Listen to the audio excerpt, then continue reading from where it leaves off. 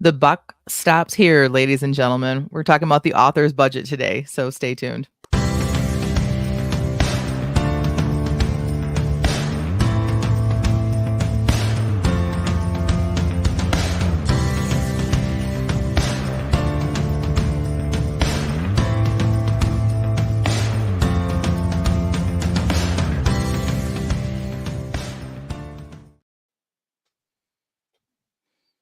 Welcome to the Christian Indie Writers Podcast, where we inform, encourage, and support Christian indie authors on their journey to publication.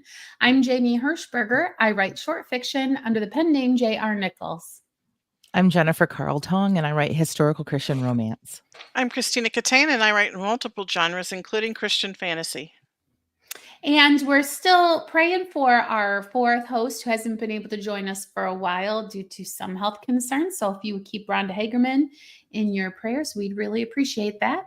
And we'd like to thank everybody who is listening or watching right now. We do go live on Fridays at 10 a.m. Eastern. You can watch us do the podcast if you tune in to our YouTube channel, and you can join our amazing live chat. We already have Meg, good morning. And we have Purpose Behind the Pen joining us today. Good morning to you. And SL Parent says, yay, it's good to see you back in the podcasting saddles again, because with the holiday, we haven't been around and we missed Jen, our last episode. How'd everything go for you, Jen? We might as well launch into your what's up.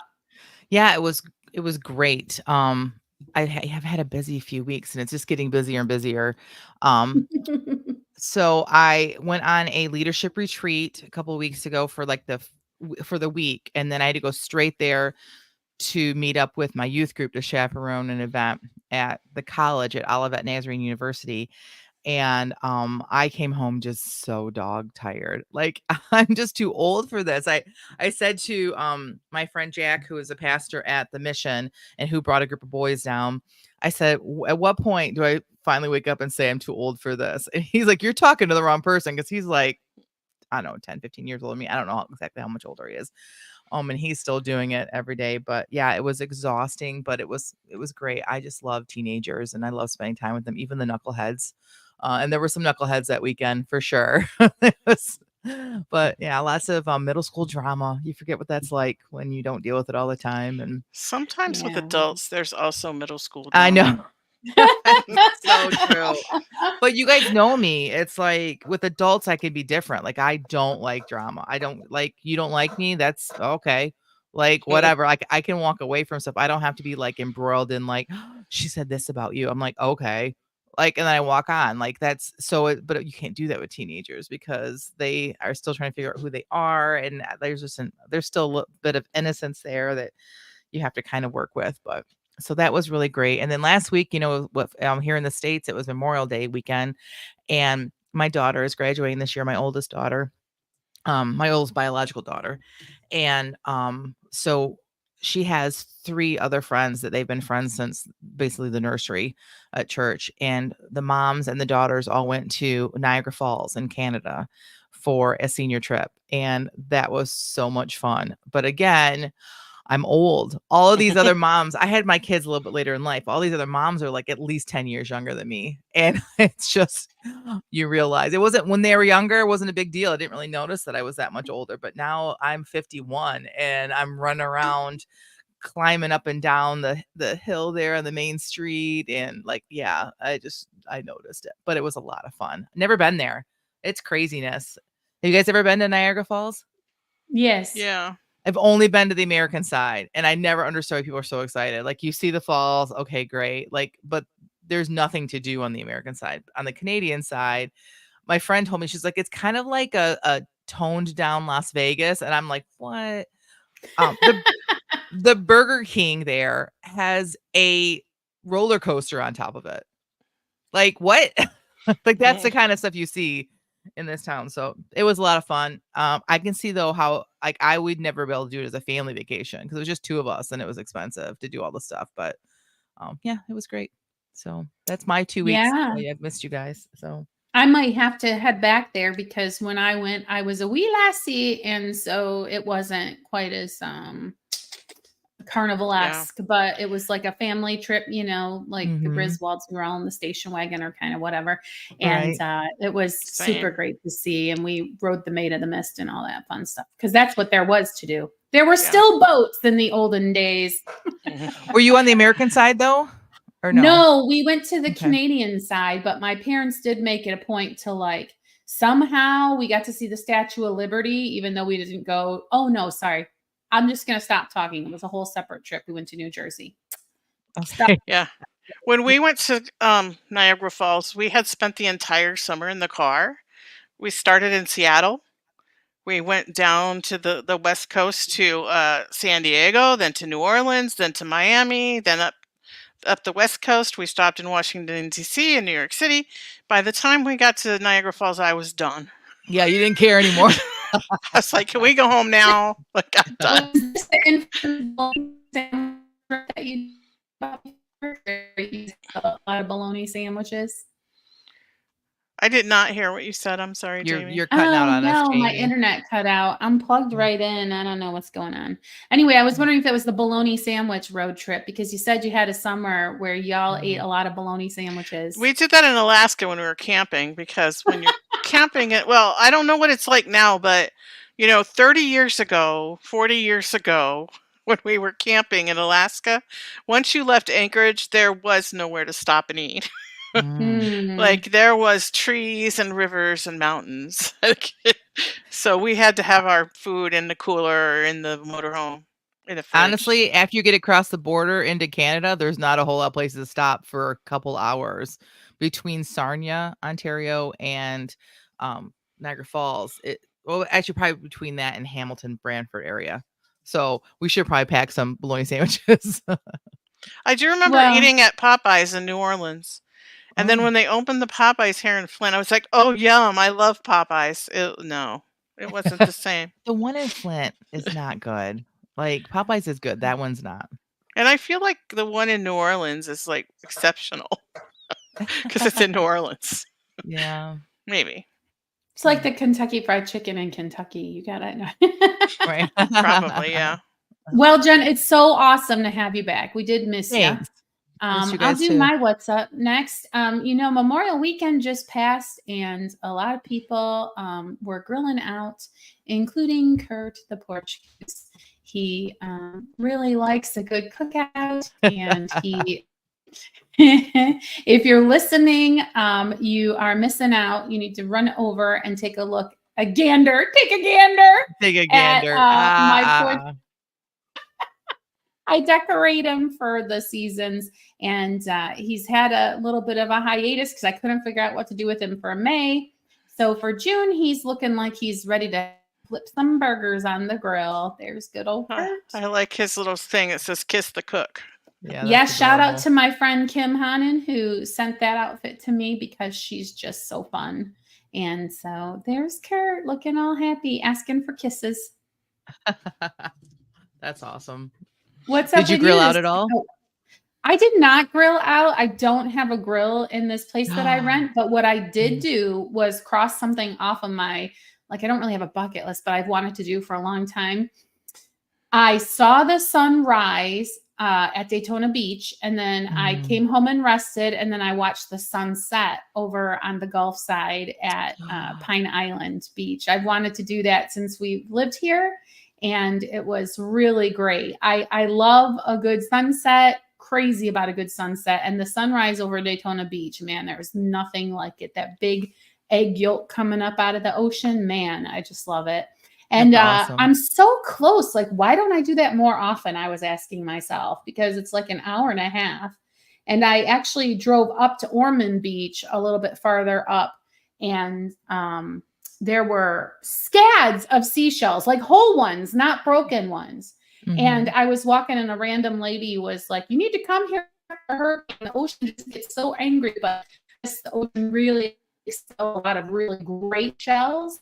So if I want to take a journey over there after a hurricane, I guess I would do some really good shelling. So I never even thought about it. What a great idea to do that. We could do that here in You Michigan. could do it in Michigan. Yeah, my friend Kim was saying you could go to like the tip of the thumb or whatever. You could Right, do and it then in drive. like Mackinac because it's just a big Oh, old yeah. body of water. It's kind of far to Mhm. drive for that, but she was like, "Oh yeah, you could come here and do that in Michigan."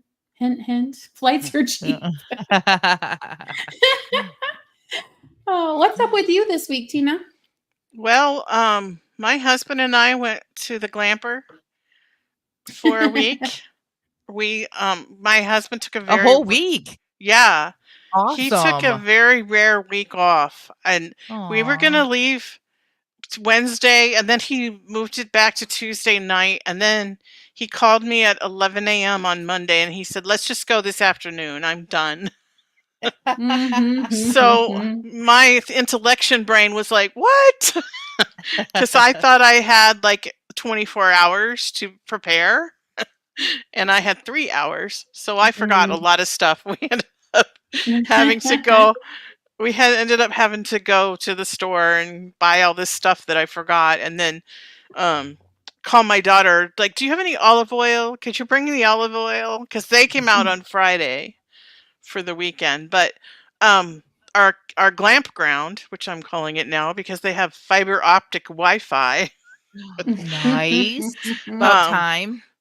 Yeah, they put it in, and the camp director put it on Facebook. We have Wi-Fi, and here's the password. And my husband downloaded Netflix and Amazon Prime and Disney Plus on the PlayStation because we don't have a smart TV at the camper. It's like a Mhm. big screen, but it's not a smart TV. And we got there, and the Wi-Fi was not working. Oh, that's on brand, actually. Because I guess the person who installed it originally put the wrong things on the poles. They were the inside ones, and they were supposed to be outside. And there was a storm, and there was lightning, and the whole thing got fried.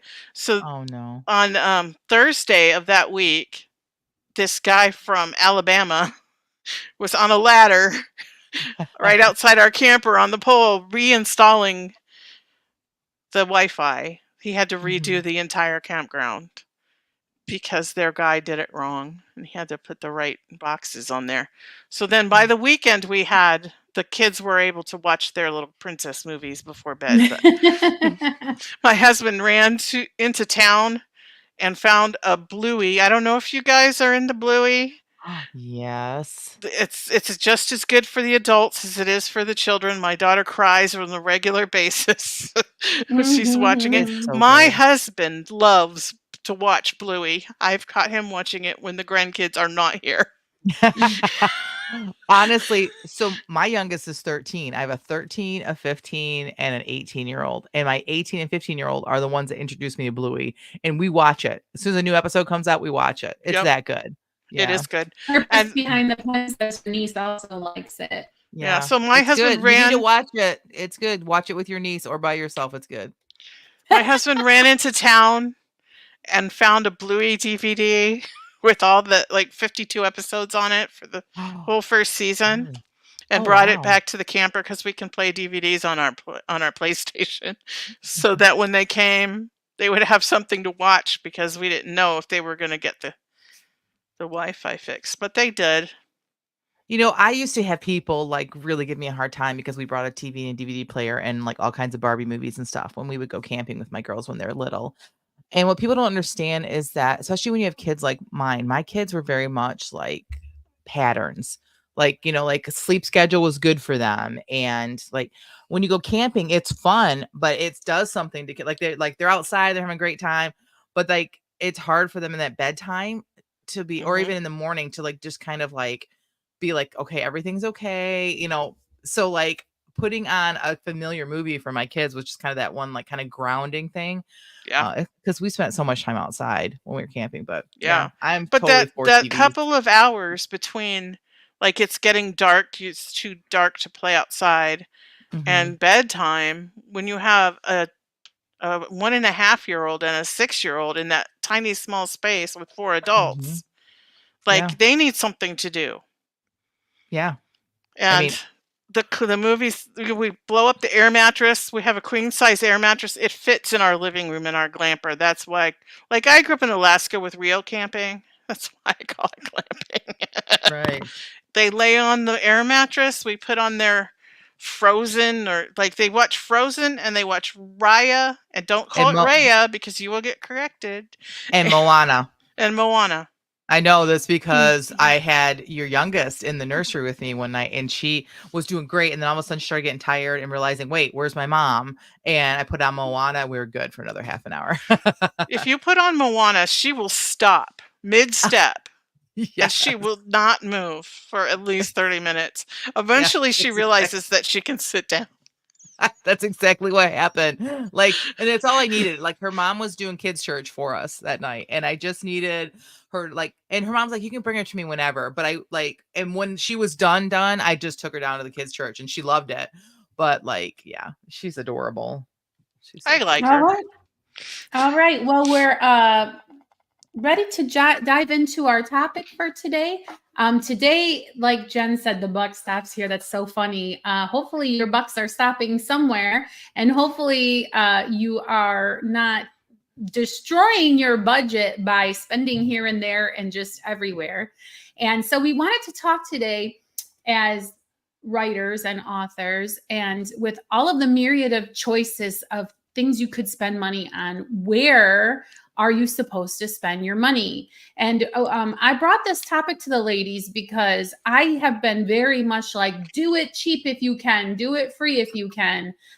Because of my mindset of trying to be mindful of our family budget. My husband was the sole breadwinner, and I felt I had a duty and an obligation to be as thrifty as I could when it came to my writing. And then I saw somebody make a lot of times when men say, "Oh, I heard she's out shopping again," they're not complaining, they're bragging. And it did something in my brain about the way you spend money as a married person, the way you spend money when you're not the one who earned that money. And it just kind of flipped a switch in my head of maybe I need to reconsider or think differently. And of course, so now that my money is my own to spend, I need to reevaluate where to spend money. And that's what was the genesis of this episode. So unfortunately, I don't have two monitors here. So let's go into our outline, and we're going to talk first about, okay, your first stop when you decide should you or shouldn't you spend the money is to review your business plan. What's a business plan? What business plan? All right. So you mean that one I made 5 years ago when we had a business plan episode and I never looked at it again? So we've had 2 business plan episodes, and they're such a great idea. And really, Rhonda is the one that really pushes. You need to have a business plan. And I agree, because I will be honest. If somebody had hired me to run their writer business, I would be fired by now. But it's my writer business, so like, there's no one going to fire me. But I don't do it well, and a business plan could make that better. So what a business plan is it could be really kind of like however you want it to be, but it is just like it sounds. It's a plan of how you are going to run your business. Everything from where your money is going to be spent, where your time is going to be spent, what your priorities are. And you should do one once a year. If you're interested in this idea, we do have 2 episodes. They're pretty good episodes, even though we're really crappy at following our own advice a lot of times. But so you should start with a business plan, because then when you go to make decisions, you look at your business plan, you say, does it fit my business plan? At my church, we recently did a mission statement. I've never been a huge fan of mission statements, because back when I graduated college in 1995, it was all the rage, and every company I ever worked for had to have a business plan. It was a big deal. And then for what? Just to hang it on the wall, right? But what we're doing at our church is we have a mission statement. That's what mission statements were a big rage. And everything we choose to do has to go against the mission statement. Does it fit in our mission statement? If it doesn't, then it's not. We either have to rewrite our mission statement, reevaluate the mission statement, or we don't do whatever the idea is. And I'm loving it now, because it helps to keep focus. Because sometimes you get into, especially small church plants, and it's like everyone's got ideas and like, oh, we can, but you can only do so much. You only have so many resources. So take that same idea to your business. Like you have all these ideas and all these things, and there's all kinds of things coming at you. Like, oh, here's this course and here's this. But you only have so many resources, not only financially, but your time as well. So a business plan honestly is a great place to start. And I just want to touch on this topic for just a minute. If you study business management, there are like different phases of a business. So I know that the phase that I'm in my business right now is research and development. It's really not time for me to figure out, like, I'm not bringing in any money, so I don't have a budget. Like, you know what I'm saying? So all the money that I'm spending is not being returned. Right. And so how much am I going to invest in research and development? And that's kind of my mindset when I look at what I'm spending. Right. Well, and we are going to go ahead. No, I was just going to move on to the next topic. I was going to say, honestly, that just brings us into the next thing that, like, if you're trying to decide, okay, so where are you spending your money? So that's the next thing to look at. And here's a time of confession for Jen. So we have not done our taxes for 3 years. Before you freak out, when you get returns, they don't care if you do it on time. And unfortunately, I know this information. So there's never this pressure for me to get things done because it's work. It is work to do taxes. And we have a tax lady. She does a great job. But I still have to do the work to get all this stuff together. And I've had, you guys all know, I've had a rough couple of past years, right? So, so we finally did it. We made an appointment and we met with our person. And she's like, I don't have hardly anything from you for your writing career. And I'm like, well, I gave you all the money that's coming in. She's like, but what money's going out? And I'm like, so she made me sit there in her office and go through my bank statements while she did other things. And oh my gosh, you guys, I'm spending way too much money on my career. And I told her that. I said, this isn't a career. This is a very expensive hobby at this point. Like, I'm like spending way more than I'm bringing in. She was like, it happens. And then she was so great. She had a moment of like counseling with me because this is what she does. She's like, it's okay. At some point it'll pivot. And I get all that. But it also was a time for me to look at, why am I paying for this? So a few years back, social media was really important to me. And so I was paying for a service that I could schedule my social media out in advance, right? I have since learned, first of all, I don't care about social media. It was such a pain.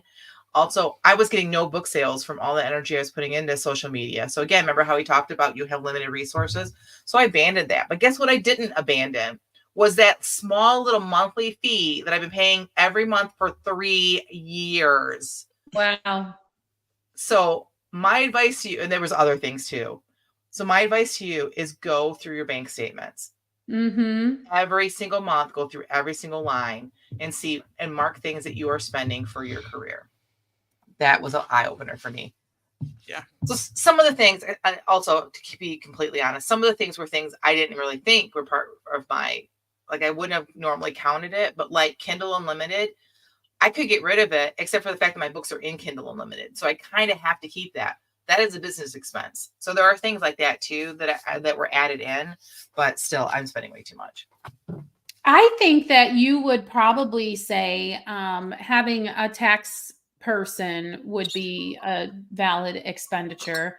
Yes. I would say that for the first time I hired someone to do our taxes because I did form an LLC this past year. And like you, Jen, I did not bring in enough money versus what I was spending. But also my accountant said that to me. I had just filed the LLC. It's a first year company and you're going to possibly lose money.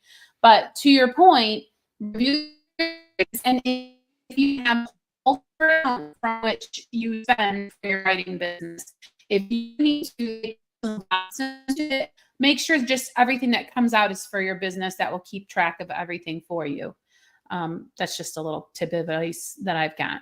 So You're figuring out where you're already spending your money. And then like you, Jen, you're turning off stuff you're not using and deciding which things to keep and which things to get rid of, right? Right. Yeah, and I do that too. Yeah. So when I'm not designing a book cover, I turn off Shutterstock and Photoshop. and Mm. PicMonkey and those kind of subscriptions that are monthly subscriptions.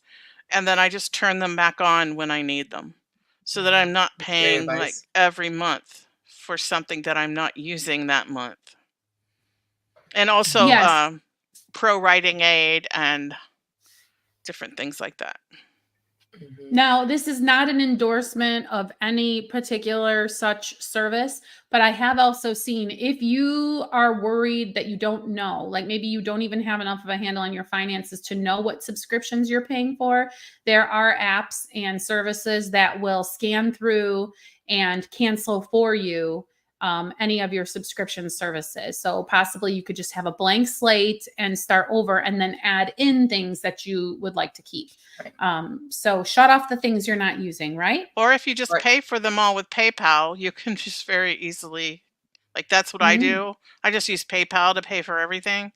And so then I can just go into PayPal and see what my monthly subscription things that are coming out monthly are and turn them off and on in PayPal before I go cancel them. So I guess we should probably move on to next then. How do you know what to cancel? How do you decide what Mhm. things to keep and what? So Tina kind of talked about this already. She's like, if she's in the drafting phase, then like there's different phases of your career, right? Mhm. So Absolutely. let's talk to that brand new author that has not published yet. So Mm. we have given, I think I have given out some bad advice in the past because I was following that bad advice. But if I could go back in time, um, I'm kind of skipping ahead here. It's Sorry. fine. If I could go back in time, I would not have started my newsletter as quickly as I did. Mm. Because it is an expense. Like you can do it for free for a while, but then your numbers are like, then you get a certain number of followers and then you're paying for it. I think again, you do not need to put money out for your newsletter until you have at least one book out, maybe even two. Or wait until you write your entire series before you even start publishing book one. That way, you're going to recoup your money faster because you're going to be publishing faster. So, but I needed to put the book out. I had to do that for myself, for my own sanity. But I could have waited to try to build my newsletter list. So, Yeah, that advice is still out there. You know, you're a completely unknown author without a name, without really a brand. And they're like, start the newsletter, which, I mean, obviously it has been successful for some people, but I have heard that advice and have always sort of, as a strategist, sort of questioned it because what are you saying to the people and what are you selling to the people? And what do they care until they know, like until you have wares for them to sample, how can you right. like sell to them? So it has always sort of perplexed me, but you know, Yeah. And I'm never one to question industry wisdom since I fail at selling. and it's so much work to try to produce information and content for your newsletter when you don't have a book out yet. It's a lot of work even Mhm. when you do have a book out. So again, your resources, your time is one of your resources and your mental energy is one of your resources. So And they always say to have a lead magnet or like a reader magnet.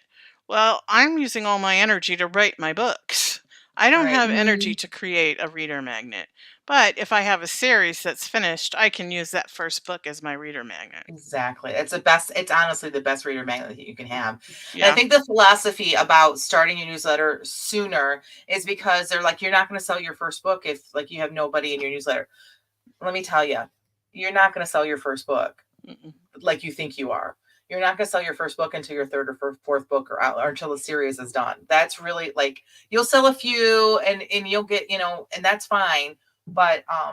it's not it's the idea is not And I've it doesn't talked to hold water. authors who wrote an entire series of like 10 books. They didn't sell. And then they started writing another series and they got discovered with that series. And then suddenly people were going back and buying that first series that never sold. And it was like 10 years later and now it's selling. Mhm. So So, there's still hope, but most likely you're not going to sell that first book very right. Well, much. and look, we're not traditionally published. We're not looking to say that if your first book doesn't fly off the shelf like hotcakes in the first 6 months or something, that this means it doesn't deserve any more promotion or publicity. Like, that's the traditional publisher mindset of like, push the hot new thing and take hold of, strike while the iron's hot and make a bunch of money. Like, it can be a slow burn. So you can publish the book, have it sell to nobody, but then build a newsletter and then sell the book. Like, you do not have the same time constrictions that a traditional publisher has. You can invest in that book later. Right. Agreed. I keep thinking about this old man who wrote a book, and it had been out there like 20 years or something, and his granddaughter went on TikTok to talk about this book that he had written like ages ago that never sold, and suddenly he's on the bestseller list because she got all these like thousands or hundreds of thousands of views on TikTok, and now his book is just in the stratosphere. So there's always hope. You never know. But also You never keep your know. expectations realistic. Right. And the same advice could go for websites as well, because we, again, got that same advice, get your website early. And so we've been paying for websites for ever. Like, now Tina and I are published. Jamie has some short stories out there. So, I mean, there's some reasons for why we would have them now, but when we started ours, we really didn't need them. Luckily for us, we had a friend who was very techie, and she helped us to do it very inexpensively. And even to this day, I think that we have it pretty inexpensive how we do it, but still, again, there's also free ways. Tina and I were talking about this off mic, that there are some free ways to do it. It used to be the only free option was WordPress.com. And there were lots of limitations there. And I was hoping that Piper Dow would have been in our chat today for her to speak on Google Sites, because I believe she uses Google Sites. But there is some reason to look into that, because they do offer free sites, and I don't think it has the same limitations that WordPress.com did. So there are options out there to do it for free, and you can always upgrade later as long as you own your URL. Maybe that's what I would do. I think that whatever you're going to write under, I would go buy the URL. That's pretty cheap before someone else does. Yeah, I think it's like $10 a year or $15 a year or something like that. It's pretty cheap. Yeah. And if you publish before you have a website and someone thinks, ooh, maybe I should buy that website, so they have to buy it from me, then you're going to be paying a lot of money. So, And if you do not want to do that, look at your other services, because I know some of the things that I've been experimenting with, signing up for, it's like, have your author landing page right here. So, like, I don't know, I think BookFunnel has that, even though I'm not taking advantage of it, but several things that you might be doing as an author might offer a landing page to you, which is good enough for the time being. Also, if you're in Amazon as an author, you can just direct people to go look at your Amazon profile, like an actual author website. Unless you're thinking you want to sell books through it, it can wait. I think, Jen, that's great advice. Yeah. And on a side note, I think that paying for a landing page is a ripoff. MailerLite offers it as part of their package. If you get it at a certain point that you have enough people, and then it's just free. It's a part of the package that you're already paying for. MailChimp is the same. It also has one. Yeah. So. Okay, and so how do you decide to spend the money? I think Tina's got a method that we can implement. Yeah, I developed this decision tree because I am a number one learner, and I want to take all the classes everywhere at all times. Any class, it doesn't matter what it's about. Like, I want to take it. And I get major FOMO, like, oh no, I need to take this website development class, which I've actually done before. It was a horrible failure, but so my first question on my decision tree is this going to advance my career as an author? And if it's not, then the answer is no. You are not taking this class. If the answer is yes, then it branches off into two other questions. Is it going to advance my career immediately in the short term, or is it going to advance my career over time in the long term? And so if the answer is yes for immediately, then I have questions about how much is it? How much time is it going to take me? Do I have the money? Do I have the time? Like, there's a bunch, like, you know, it could just go on forever, but you see where I'm going with that, right? Mhm. And if it's long term, then I need to decide how important is this skill for the long term of my career, and do I need to learn it right now or can it wait? Or can Mm. I find it cheaper or free?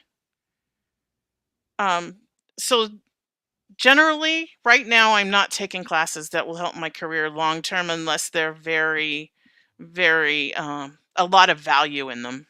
Mhm. Um, right now, the classes that I'm taking is short term, and they're mostly about my own mindset. I mean, honestly, the thing I paid for this year was the conference through Write Better Faster, Mhm. and Mm. that's all about like the psychology and the your personality and the ways that you can be successful using your strengths. Those are the kind of things I'm investing in myself right now because it's Because helping it's my proven that whole it's life. helped you. Yeah. It's helping my whole Mhm. life, not just my writing career. And the Mhm. problems that I run into with my writing are all stem back to those things. And Mhm. so that's where I've chosen to spend my money right now. Because right now, honestly, I am so broke. I don't ask, like you were talking about your husband being the main giver. I have a job, I have a little part time job that I do to make money to pay for my writing stuff.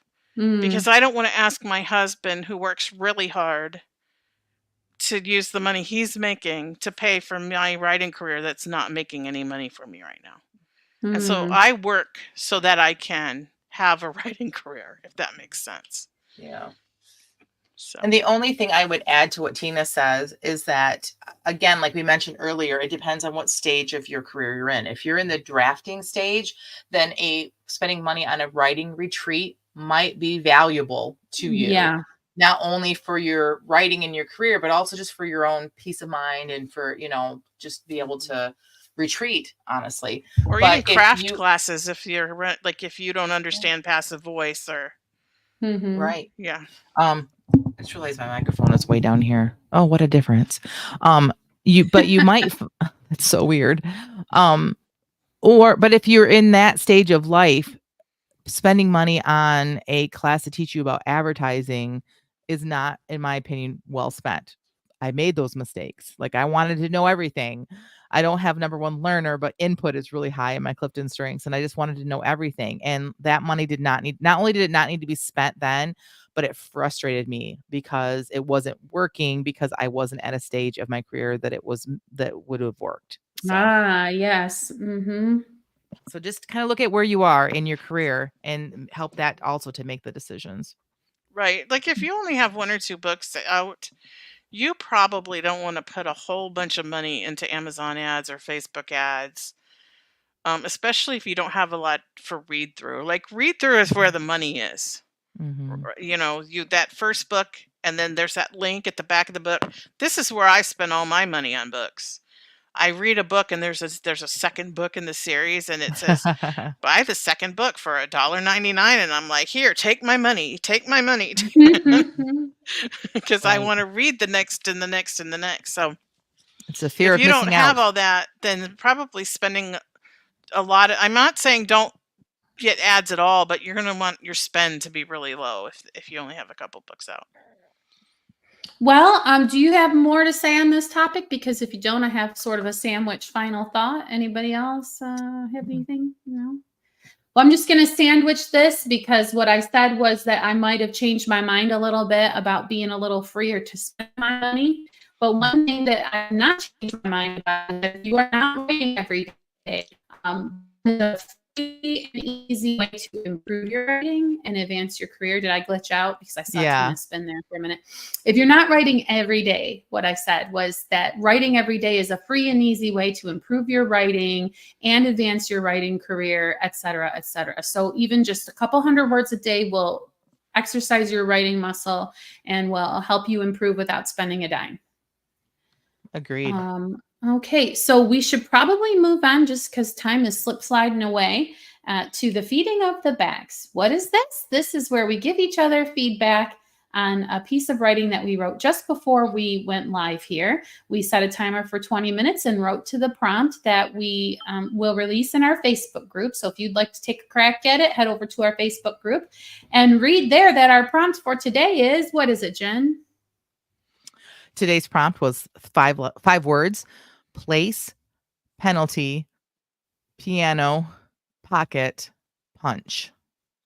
And what did you write with those All right. wonderful Totally. words? I don't even know what world this is in. This is not even, it just came to me. I'm excited Right. now. Emma clasped her hands in front of her as she stared at the wooden sign hanging over the entrance. The words Penny Nickel Saloon carved inelegantly across the rough wood. She wasn't certain what the penalty was for visiting a place like this, but she prayed God could forgive her since her mission was so important. Dear God, she breathed under her breath. Please let him be here. Please let him be here. She took a deep breath and stepped into the establishment. The minute she did, she was grateful she had taken that breath, for the stench that greeted her was more than she had bargained for. She didn't know what the smell was, but it seemed to be coming from everywhere, a putrid, sour, sweet smell so pungent she had to cover her nose with her handkerchief. As her nose adjusted to the smell, her eyes also adjusted to the darkness of the room, and she was able to look around. It was mostly quiet, as she expected at this hour, but the room was not empty. Several men sat at tables, alone, quietly taking in their morning beverage. She tried not to stare, since it was none of her business who the men were or what they were doing. There was only one man she was interested in finding, and she didn't see him yet. She moved toward the piano, more to give herself a different vantage point than anything else, but as she drew near, she noticed that the dusty old instrument was nearly the exact replica of the one that sat in the front of the town's church, and the irony was not lost on her. She continued to peruse the room, but still she did not see the man she was looking for. Emma sighed. If he wasn't down here in the bar, there was only one place left that he could be. She glanced at the stairs that led to the upper rooms. Give me strength, Lord, she said shakily as she headed for the stairs. 3, 2, 1. No, it can't be That's it. over. Did she That's bring her gun positive with her? feedback. This is what I need to know. I don't know. Is this I don't going to be know a who she is. murder?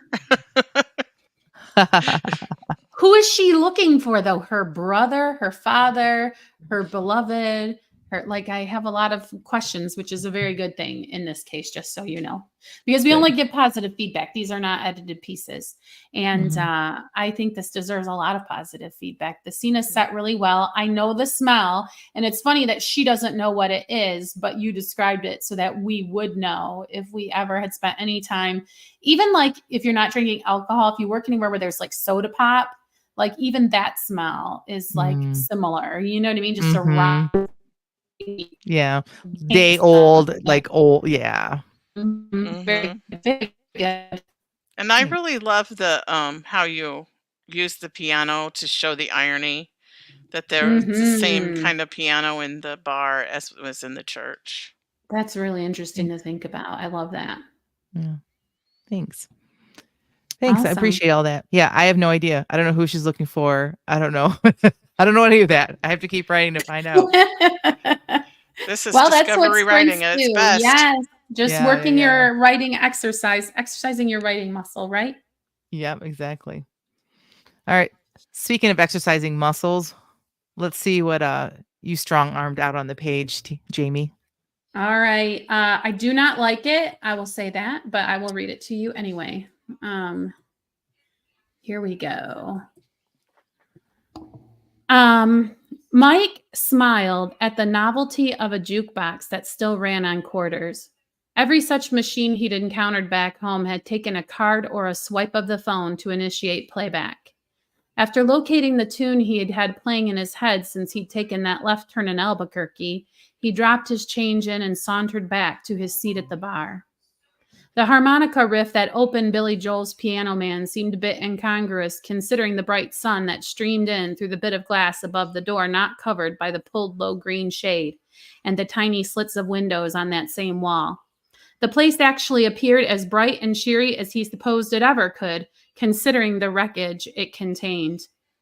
Billy Joel's intro verse included an old man at the bar sitting next to me, and there was an old man sitting next to Mike indeed, and his order of gin and tonic was what had provoked the move to the jukebox to get the song going. He had a pack of Pall Malls practically falling out of his shirt pocket as he bent low over his drink. Paul's eyes moved around the bar in an effort to place the other characters in Joel's novelesque tune, but the fact was there weren't many to suit his purpose. Certainly there was no one who looked as young as Davy still in the Navy, and there was no waitress to practice politics, only a surly bartender who seemed as likely to cut you as to argue with you on any given subject. Mhm. Still, it was pleasant enough for Mike to sit and sip his beer and scratch the itch in his brain that had been Piano Man. By the time the song was over, Mike was wondering if he was perhaps the dude in the song. Sure, he could only be a movie star if he could only get out of this place. Only this place wasn't the bar he was in, but rather the home he had left only 72 hours before. The home that was calling him back across the miles in spite of his efforts to flee and forget. That was the problem with driving away, he thought. You drive, you think. On a plane or in a train, you could sleep and time travel to a new place altogether, and that new place would be full enough of distractions to help you to forget. He should have sold the car and used the money for a flight. Only flight desk agents wanted to know your destination. And wasn't that his real problem after all, that he had no destination? He was no movie star. If he thought he was, he'd have fled west instead of east. Or he might hook north and try his luck in New York. But his teeth and nose were crooked, and he was tall and gangly and walked with a stoop. So what? So where? Home. It was his mother's voice that answered, and he swallowed the last of his beer with angry gulps, and then set his mug on the bar a bit too heavily for the bartender's liking. Her eyes narrowed as she spit through her teeth. Can I get you another? No thanks, Mike said, and threw some bills down to cover his tab. He'd had enough. No reason to get into a tangle with the law and pick up a DUI. He stepped out into the bright afternoon sun and stared at his car. It seemed to ask, its bulging lights and shining girls smiling up at him with the promise of adventure. But what adventure awaited? Time's up. I don't know why you don't like this. I don't even know where to start with the positive feedback. I love that you took a song and integrated it, not just like mention the song, but you integrated it into what you were writing. I love the like you didn't give us the lyrics, but you gave us the lyrics. And I love that. Thanks. I love how you describe this guy. I love that. Oh my gosh. I'm gonna stop for a second, Tina. Let me think while you give some feedback. Well, I love the fact that you use that particular song because it's a song that almost everybody in at least our generation knows by Mhm. heart. Mm, And it has its own atmosphere, the song Yeah. itself. Like it has an ambiance and an atmosphere. And it adds that to the story, especially when you say, well, this was no Piano Man. Like there was no waitress. There was no, Right. like it Mhm. really, like you could feel yourself in that place. Mhm. And I love the description of him being tall and gangly and stooped and crooked teeth and not being a movie star and that and not having a destination. I love that part. The Mhm. problem with taking a plane is they want to know your destination and he has no destination. Like Right. you could just feel like the almost what's the word? Like uselessness of what he was doing. Mm, That's not the word mhm, I wanted, but I can't think of the word, but mhm. futility. That's it. Like the Mhm. futility of what he was doing and his mother calling him home. Like it was really deep. I really liked it. Yeah, I Oh, thank you. loved the whole the talking about being in a car versus the airplane or a bus, because the fact that you can't sleep, so all you can do is think. Like that was I feel like that was a whole nother level of getting deep inside the mind of this character in this just short little sprint. And it's so, as you're reading it, I'm like, that's so true. Never thought about that, but that is a truth that you were able to share with us. And that yeah, it's just well done, Jamie. Loved it. Well, thank you. This is why I love Friday. I do love words of affirmation. Thank you for filling my love tank, everybody. That was good stuff. Thank you. And so I thought it was kind of funny that you and I both thought of a bar, saloon sort of a thing. Tina, did a bar pop into your head? I love how Nope. sprints can make us so different. Yeah. What did you write? Mine is not as deep as any of yours. Good. Because the first thing that came into my mind when I saw penalty and punch in the same words was that I went to a hockey game and a fight broke. Or I went to a fight and a hockey game broke out, and so that was like my first line. Got it. I went to a fight and a hockey game broke out, Tony said, holding up the bottle of fruit punch he'd grabbed from the healthy section. Robin rolled her eyes and turned away, grabbing a bag of carrots and putting them in her cart. Hey, no rolling your eyes at my dad jokes, Tony said. That's not even good enough to be a dad joke, she replied. You should probably wait until the baby is born to make any more. I'm not sure you're qualified yet. Tony sidled up behind her, reaching around and putting both palms against her rounding belly. My deed has been done, he simmered. I'm pretty sure that makes me qualified. Tony, we're in public. Robin pulled his hands away and hurried forward, looking around to make sure nobody had seen. A little girl with round blue eyes and blonde pigtails high on her head was staring at them, her thumb in her mouth, her little feet kicking the cart, and then her mom's thighs, and then the cart. Robin felt the heat rising in her face. That little girl was watching, she whispered. Don't do that again. Uh-oh. Are you going to put me in the penalty box, he asked, putting his hand over his heart with a mock terrified look on his face. Cut it out, she laughed. As they pushed their cart through the bread aisle, Robin tried not to look at the sweet treats that were on either end, and chose a loaf of 12-grain bread. She figured it wouldn't hurt to not get the baby hooked on that stuff, even in the womb. If the baby's birth was prompt and on time, she only had 6 weeks to go. She felt every pound she'd put on, in her joints, in her back that never stopped aching, in her swollen feet and ankles. Hey, look, Tony said, coming back from having taken a detour through the baby section. It's a little rolling piano. Xylophone, said Robin. What?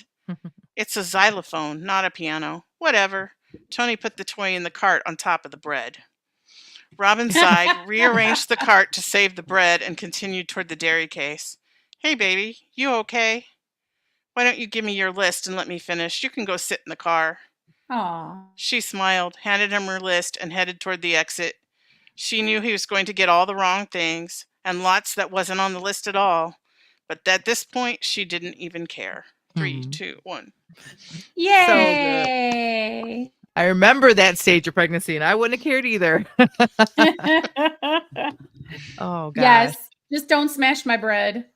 I would have taken the bread and paid for it and brought it with me to the car. Isn't Just it kidding, amazing but yeah. what we learn about this man just by the fact that he put the toy on top of the bread? Like instantly, Yeah. like we both went, like both Jamie and I were like, like we just know immediately something about, like, that's the cool thing about good writing is you don't have to tell us like that this guy is kind of like not paying attention or this guy is kind of like flies by the seat of his pants or whatever, like that. He's in giddy new father stage before he hasn't had lack of sleep. Yeah, you know what I mean? Like there's so much that you told us without telling us, and I just love that. Yeah, So, I well loved done. it. Yeah, very, Mhm. very fun. And I like how, he's grabbing something from the healthy section. And it just even, it's like, well, because she'll probably get on me if I get my juice from the aisle. I mean, Right. it's so funny. Like Jen said, I know this guy, Yeah, yeah. Thanks. Yeah. Oh, All well right. done. Yeah.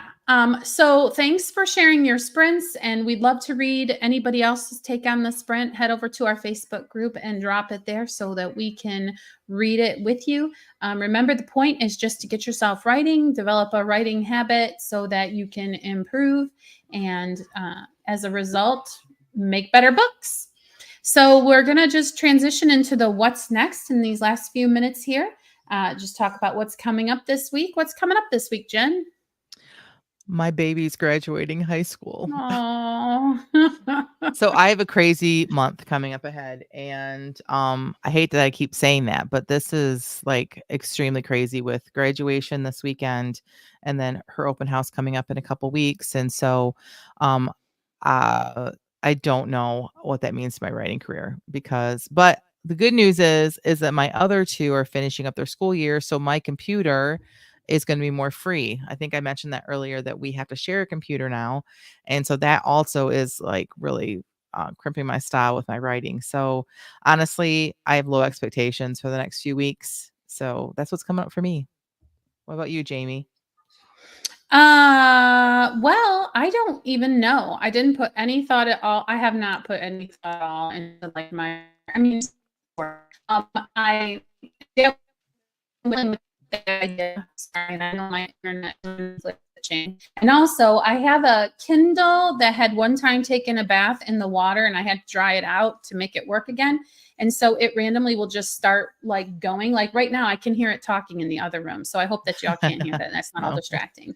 But anyway, so I don't know, and I just couldn't even say.